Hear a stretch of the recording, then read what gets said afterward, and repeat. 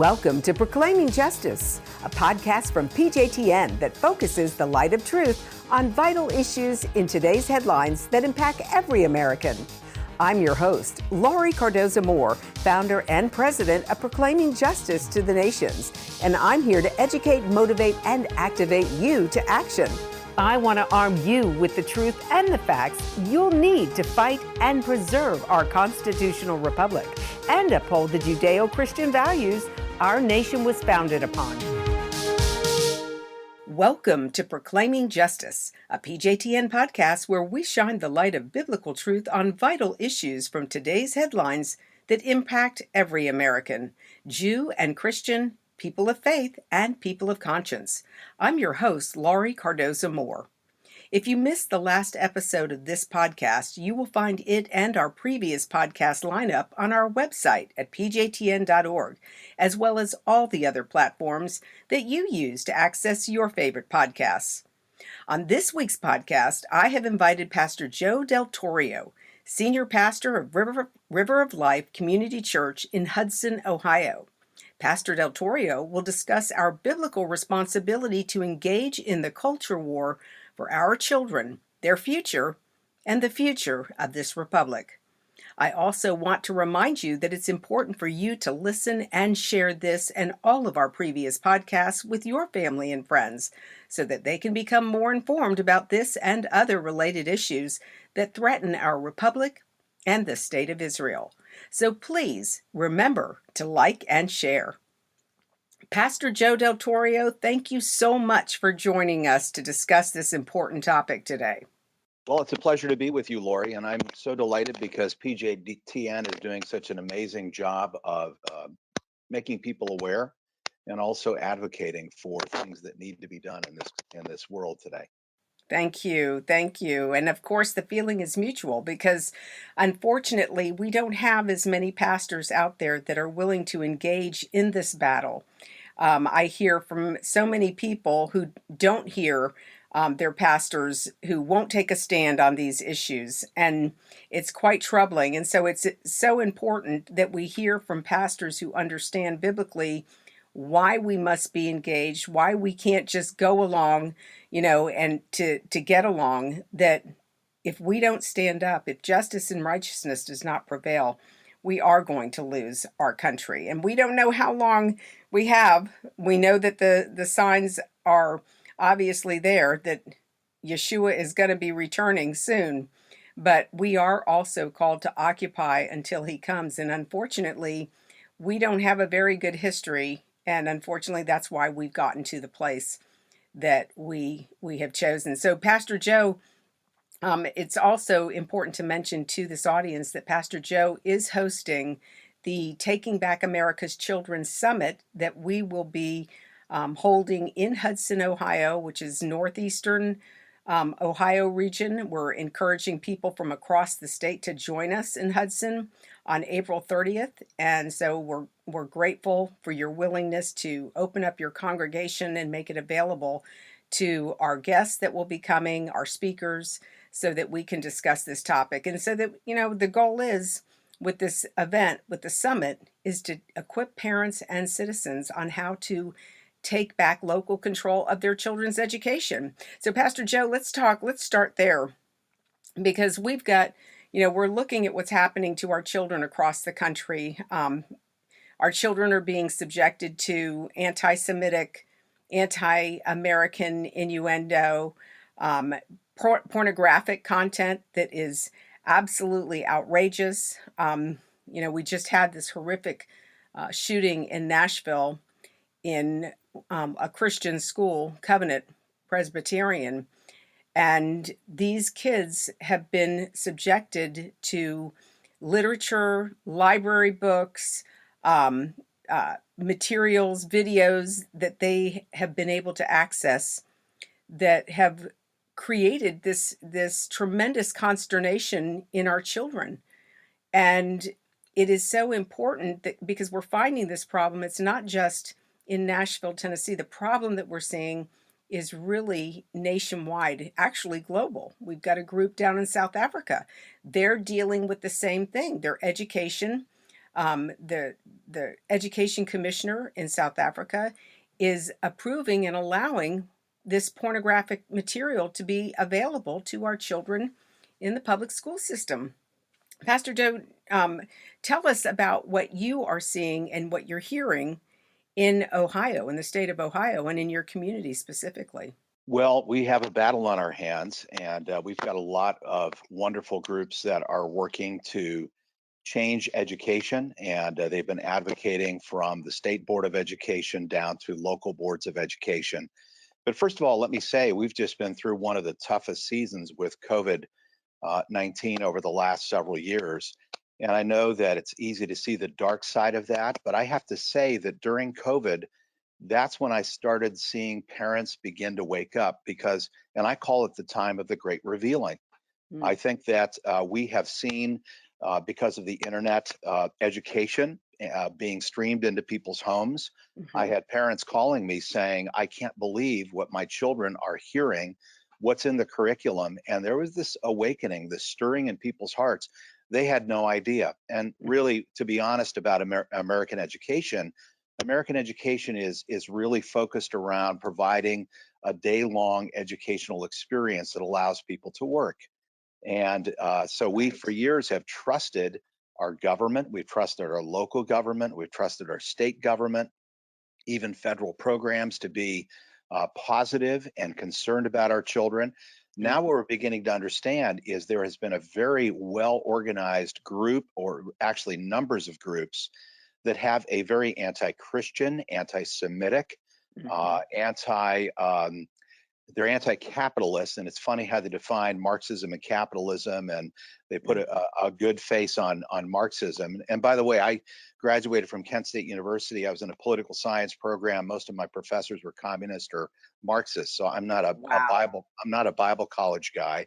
I was part of that whole thing, and I know what Marxist does. It really destroys the soul of a nation.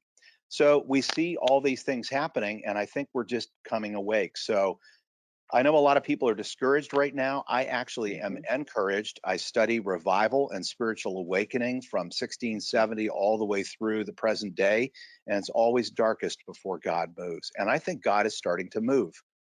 And when I say Mm. awakening, I don't just mean a feel good experience where we discover God's warm love, but the transformation of society where we see such a move of God that it changes the very way that our government, our education system, pop culture, all of that Mhm. has changed. And I think we're going to see one more wave of that, at least before the return of Messiah. I am praying for that to happen. Amen. Yeah, well, we have been watching what's been happening across this country. And of course, my mind goes to Governor DeSantis, who really was at the forefront of this whole education movement. If we think back over the last decade, because, a decade ago, we had found a textbook in Williamson County, Tennessee, which is the belt buckle of the Bible Belt, and the textbook had a quote, an anti Semitic quote, legitimizing Palestinians blowing themselves up in a Jerusalem restaurant because they were waging a war against Israeli government policies and army actions.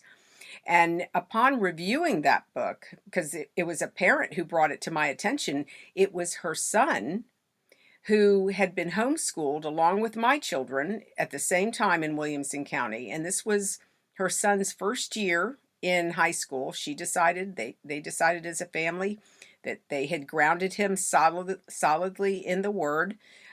They had taught him, the basic concepts of, reading, writing, critical thinking, and they felt that their son was ready to go into the world. Well, it took only 2 months that her son was in the public school system. He came home from school and he said to his mother, he asked his mother, who has legitimate rights to the land of Israel? Well, of course, coming from an evangelical Christian family who homeschooled their child, she said, what does the Bible say? And he said, I know what the Bible says, Mom, but tell me the truth. Who has legitimate rights to the land? And that's when it was like, somebody had just kicked the wind out of her sails. And she started questioning him about what, where this was coming from. And apparently there was a speaker in school that day who had come to talk about the whole Arab-Israeli conflict. And come to find out in the book that he was reading, that chapter for that day dealt with the issue, and that's where they found the quote. So she contacted me and she said, "You'll never believe what we're teaching our children in Williamson County schools." So she brought me the book. She let me keep it for a couple days. I reviewed it from cover to cover. Not only did we find the anti-Semitic quote that her son had referenced, but also the anti-American, anti-Judeo-Christian, anti the values that our children should have been taught but weren't taught, anti the Judeo-Christian values our nation was founded upon.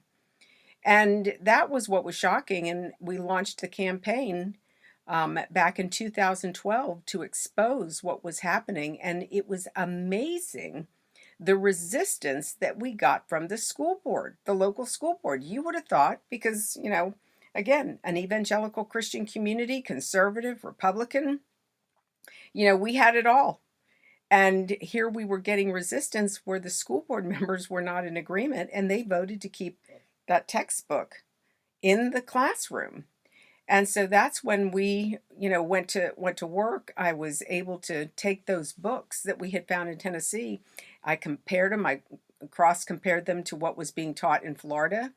And fortunately, one of my donors to Congressman at that time, Congressman DeSantis, arranged for me to meet with him. I brought him the books and showed him what we were finding. And that's when he said he made a commitment back then. He said, "I'm running for governor. And if I get elected, we're getting rid of these textbooks. We're getting rid of Common Core."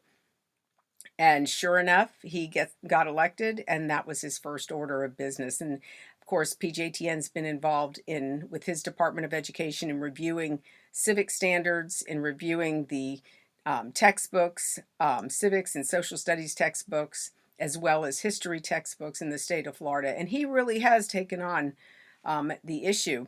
And he's led the charge, and it's led to all these other states now where the state legislators are stepping up and saying, we're getting involved, or our congressmen, or I know that there was talk about banning, or not banning, but removing the federal Department of Education from our states. And so Ohio, of course, being one of the states where there's a lot of active members, as you said, there's a lot of great organizations that are fighting this battle on the front lines to try to remove this garbage from our children's schools, to save our country, to save our republic.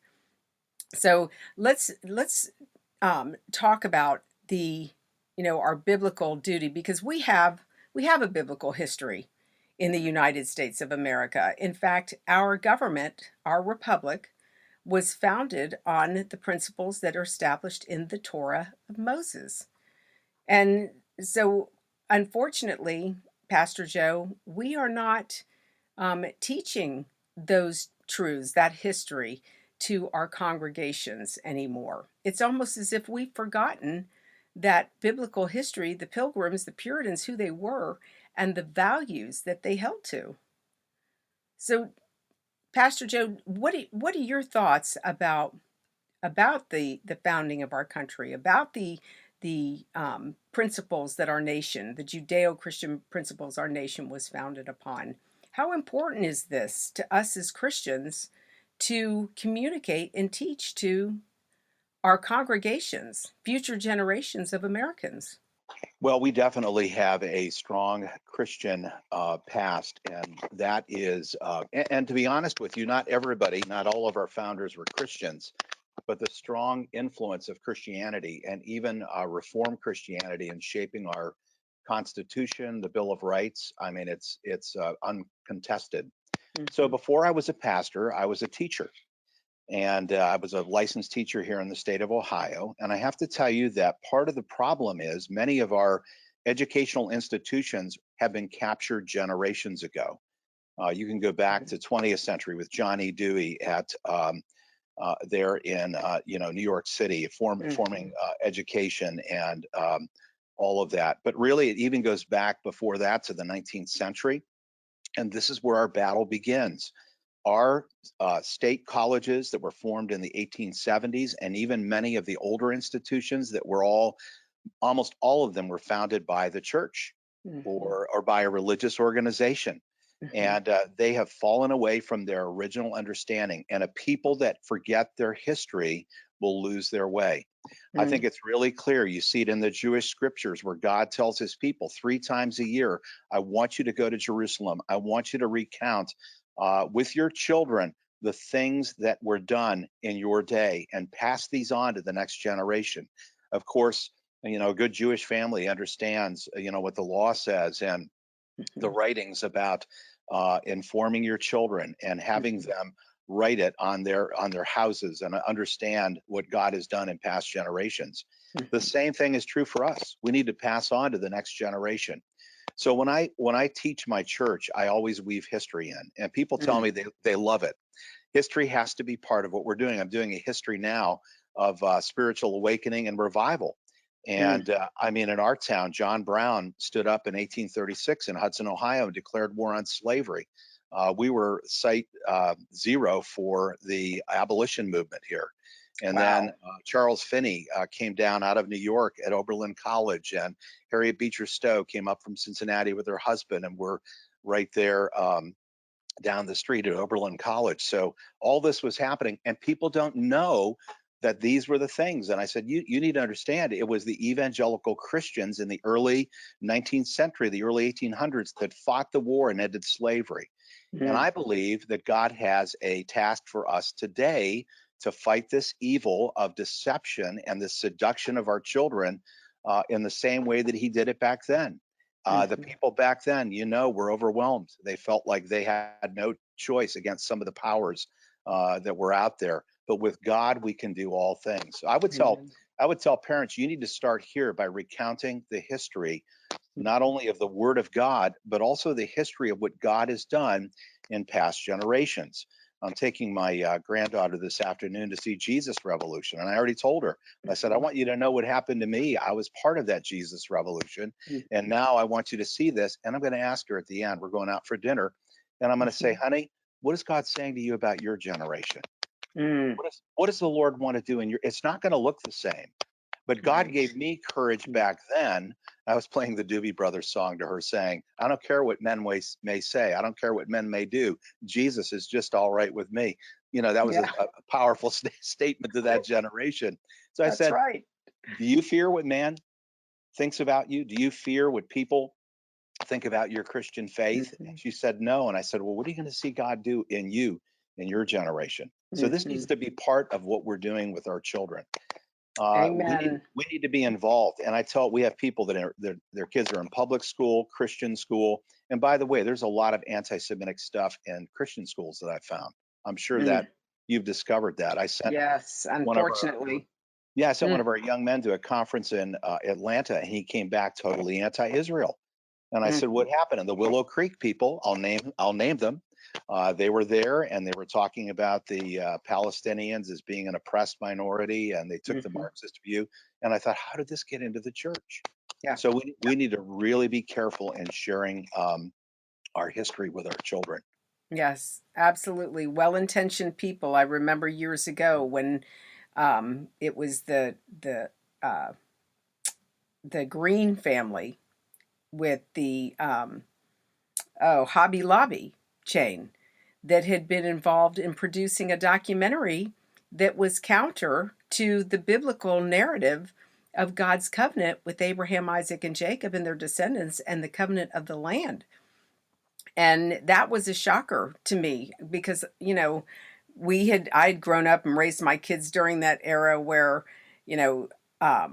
where evangelical Christians were standing out, coming out prominently in support of Israel. So it was a shocker to me to see that um, that uh, that the Green family had been involved in a pro-Palestinian documentary film countering the narrative. So it's unfortunate because unless you study the foundation, unless we study the covenant God made with Abraham, Isaac, and Jacob. And it's right there in the Torah, the first 5 books of Moses, the Septuagint, we as Christians know it as. But unless we study that history and we see the covenants, we see the promises that are eternal, they don't end. And unfortunately, as Christians, we're not taught that history. We're not taught, we're barely teaching our kids about the history of America. And I love what you're doing, especially with bringing the story of the revivals that came through Ohio.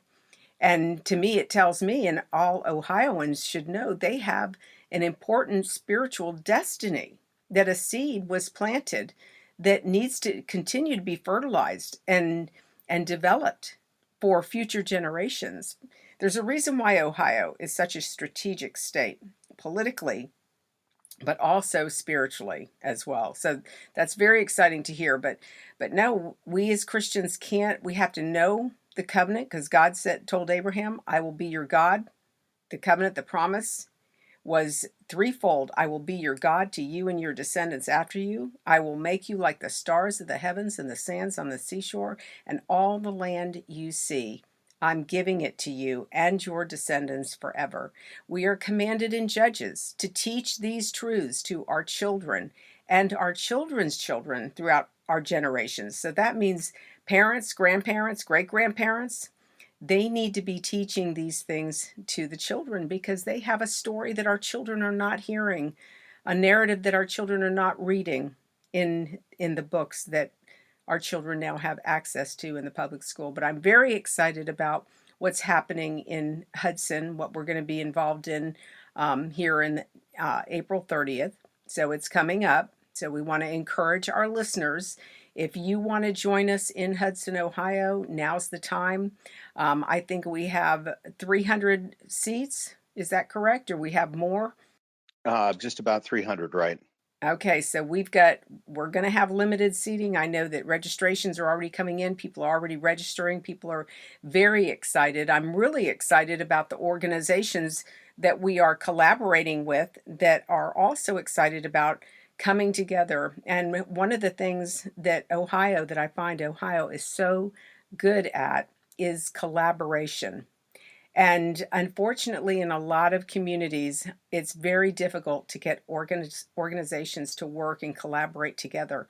But I am amazed at how the people in the community in Ohio are, all the organizations that are involved in fighting for our freedoms, fighting for our states' rights, fighting for our families, our children. I am just amazed at the collaborative effort of these organizations. So, Pastor Joe, as we are wrapping up this interview, I would love to ask you, what would you say to our audience? Maybe someone out there is, considering attending this event, but they're not real sure. How important is it for us, for Christians, Jews, and all people of conscience, to get involved in taking back local control of our children's education, of our communities? How important is it? It is so important, and I always go back to Matthew 18, where Jesus is holding and blessing the children, and he gives a warning there. He says, if anyone causes one of these little ones to stumble, it would be better for them to have a millstone around their neck, and they would be tossed into the depths of the sea. We Mm, need to understand the heart of God for children is so amazing. We will answer to God, and I feel this so strongly, for how we have advocated for and protected our children.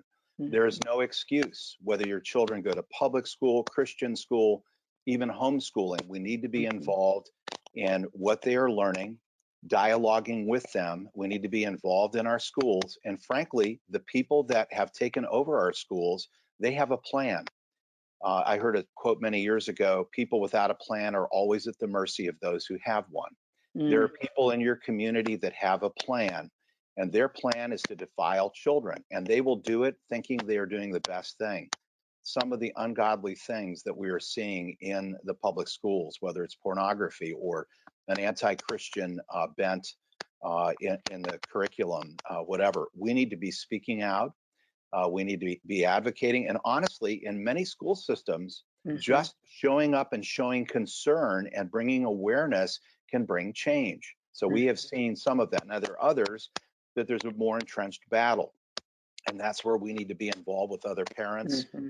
And Hmm. they want to portray parents as these rabid, well, you know, there was, Terrorists, domestic terrorists. yeah, the Justice Department investigation of parents, exactly.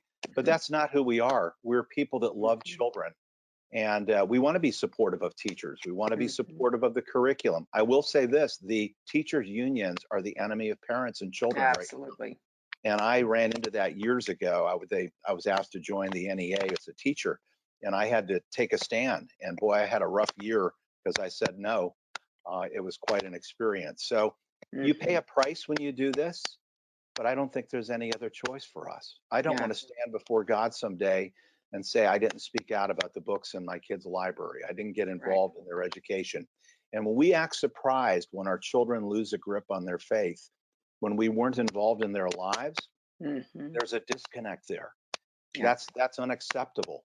We Hmm. can't be lazy. If we are the kind of Christians that just show up at church for an hour and we don't live our faith on a daily basis, I think we're going to bring judgment on ourselves. And I know that sounds heavy, but it's true. No, absolutely. We have a responsibility to uphold, to bring light into the dark world. And our children are suffering because we haven't been engaged, we haven't been involved, we trusted the system, like what you said earlier.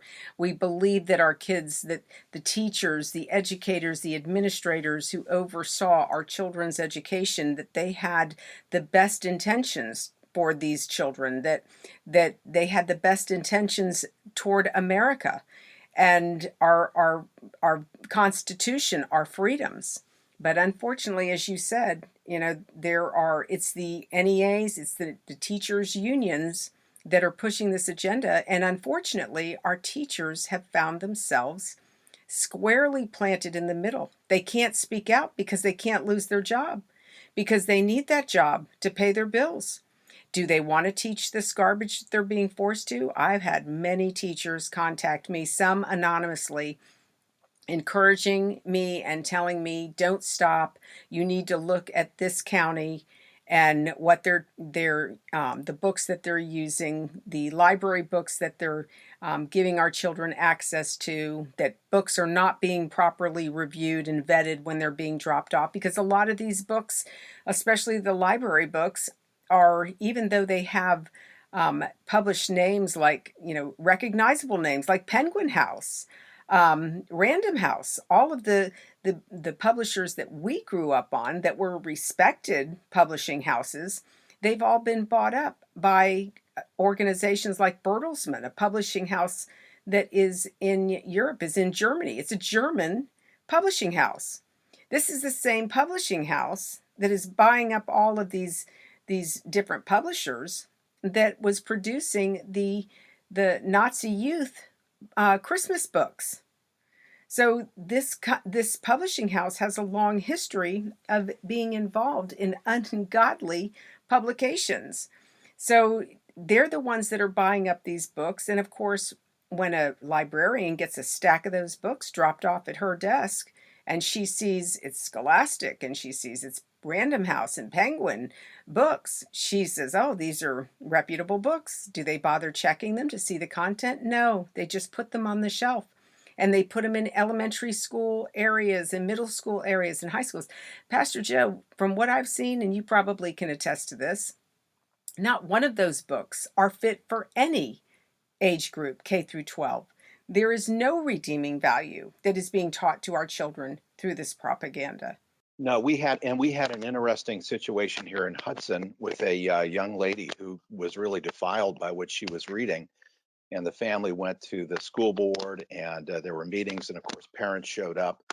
But they excused it by saying this was a college prep course and she's going to face this in college. I wouldn't even want that stuff to be presented in college. Yeah, I mean, it's obviously that you're going to face those things, yeah, but it's ridiculous. And yeah. if I could just something off you said a moment ago, I would encourage teachers and administrators to come to this event as well.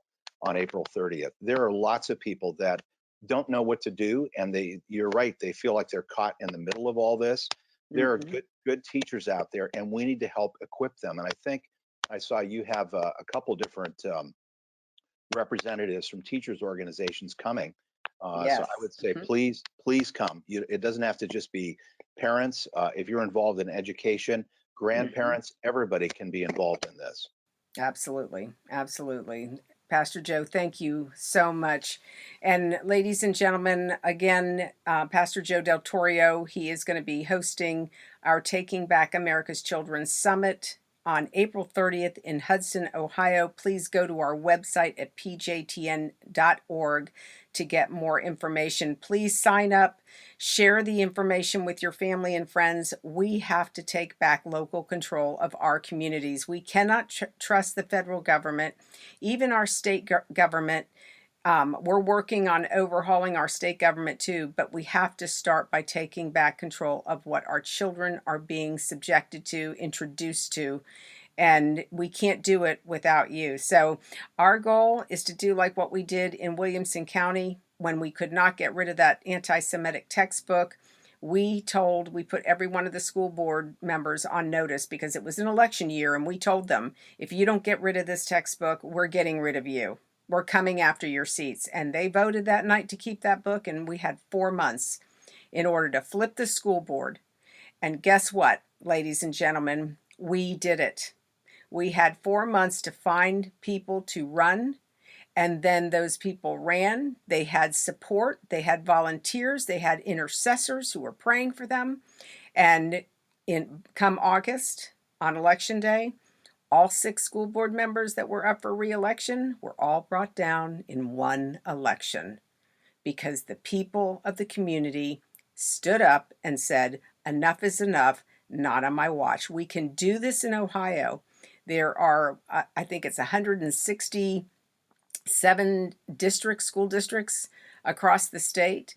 And so, ladies and gentlemen, we need people from across the state, across the country. If you don't live in Ohio, you can still come to this summit if you're hearing this message, because this is about giving you the tools to flip your school boards, to take back local control of your community. And I have to thank Pastor Daltorio for making this happen. And so, ladies and gentlemen, I hope you found this program informative.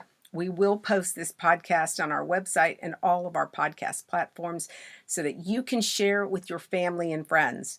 Additionally, if you would like to get a copy of the white paper PJTN has published for Governor DeSantis, please visit our website at pjtn.org. Go to the Get Involved tab at the top of the page, click on it, and scroll down to the bottom of the page and look for white paper. Please share this information with family and friends.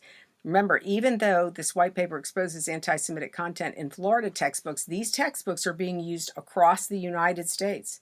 As PJTN Watchmen, we have a biblical mandate to stand against the ungodly rising Marxist threat that is destroying this nation and other Western nations, threatening our Judeo-Christian values and promoting anti-Semitism. We cannot remain silent, as you heard Pastor Joe say. God warned the prophet Ezekiel about the responsibility of the watchman.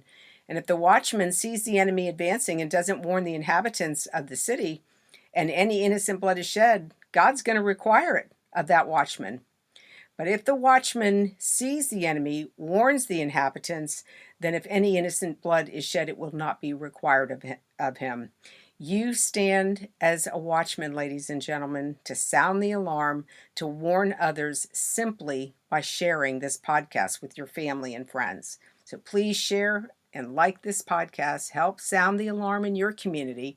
And I just want to remind you, Dietrich Bonhoeffer said to us, he still speaks to us, even his voice from the grave, when he said, silence in the face of evil is itself evil. God will not hold us guiltless. Not to speak is to speak. Not to act is to act. Don't forget to join us for next week's podcast as we continue this conversation about combating the rise of anti-Semitism and taking back local control of our communities and our children's education. In fact, we're going to have Jim Renacci on, the former gubernatorial candidate for Ohio. So I also want to remind you that if you have not signed up to become a PJTN Watchman, You can help support this mission through our award-winning documentaries and Focus on Israel programs, as well as more programs like this for just $20 a month. So go to our website at pjtn.org to watch our programs and listen to our past podcasts.